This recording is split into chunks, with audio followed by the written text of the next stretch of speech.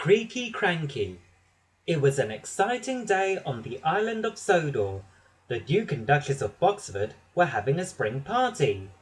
At Brendam Docks, Cranky was busy unloading cargo for the party when Thomas chuffed onto the dockside. "It's the Duke and Duchess's party today," Thomas said happily. "I don't go to parties," Cranky grumbled loudly. "I'm stuck here." "You're Creaky Cranky. Is everything too heavy for you?" teased Thomas. But Cranky wasn't in the mood for jokes. "You can pull anything heavy, Tiny Thomas. That's why Henry and James have the heavy loads today," Cranky snapped back. "I'll prove I'm as strong as any other engine," Thomas told Cranky. And he puffed away to find James. He thought there was more than enough time for him to make his delivery later. Thomas found James at the washdown. "Shall I deliver your wooden barrels to the docks?" he asked James. "Then you can get ready for the party."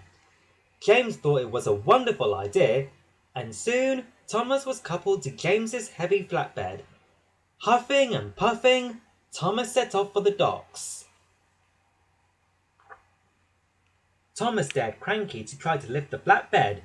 He didn't think the crane would be able to do it, but Cranky did. Thomas was disappointed.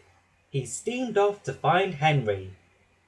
Henry was waiting at the coal hopper, so Thomas offered to take his straw bales for him. Henry was delighted. "Thank you, helpful Thomas." Henry smiled at him. Thomas huffed hard to get the straw bales to the docks, but Cranky managed to lift that flatbed too.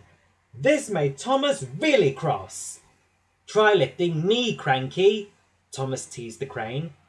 Cranky didn't want to let Thomas win, so he lowered his hook.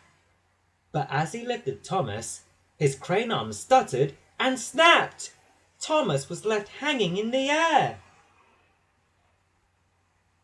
The Fat Controller arrived at the docks. "You are causing confusion and delay," he told Thomas. "Cranky is broken and no deliveries have been made." Thomas was very sorry. He knew the delays were all his fault. When the engineer lowered him onto the track, he set about putting things right. He asked Strong Spencer to take the wooden straw to the party. Then he set off to collect new parts for Cranky from Victor and Kevin at the steamworks. Thomas rushed back to the docks with the heavy parts for Cranky. Cranky was really grateful for Thomas's help. "Thank you, Thomas," Cranky said.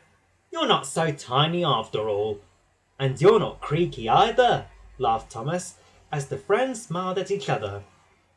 Thomas decided not to go to the Duke and Duchess's party. He stayed at the docks so he and Cranky could have their own party instead.